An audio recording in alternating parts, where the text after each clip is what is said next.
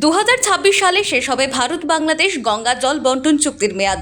এই চুক্তির ভবিষ্যৎ কি হতে চলেছে তা নির্ভর করছে আগামী দিনে দুদেশের রাজনৈতিক সম্পর্ক কোন দিকে প্রবাহিত হয় তার উপর। মঙ্গলবার থেকে মুর্শিদাবাদের ফারাক্কায় দুই দেশের উচ্চ স্তরের 6 প্রতিনিধি গঙ্গা নদী এবং ফিডার ক্যানেলে জলস্তর পরিদর্শন করেন।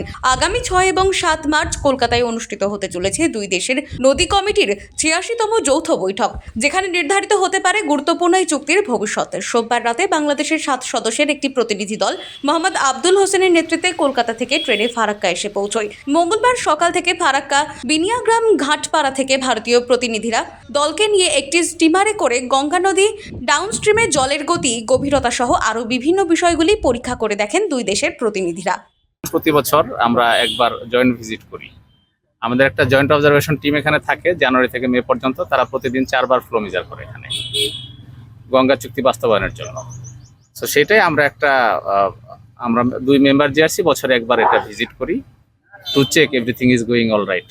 এটা আমরা চেক করছি। আপনারা দেখলেন যে মেন গঙ্গাতে যে ফ্লো মেজারমেন্ট চেক করা হলো, ওই পানিটা বাংলাদেশে চলে যাচ্ছে। আর এখানে ফিডার ক্যানেলে মেজার করা হচ্ছে, চেক করা হচ্ছে, এই পানিটা কলকাতা যাবে। সো আমরা দেখলাম চুক্তি অনুযায়ী সবকিছু বাস্তবায়ন হচ্ছে কিনা। মুর্শিদাবাদ থেকে রাজ শেখের রিপোর্ট, টাইমলেস ডেপিকশন নিউজ।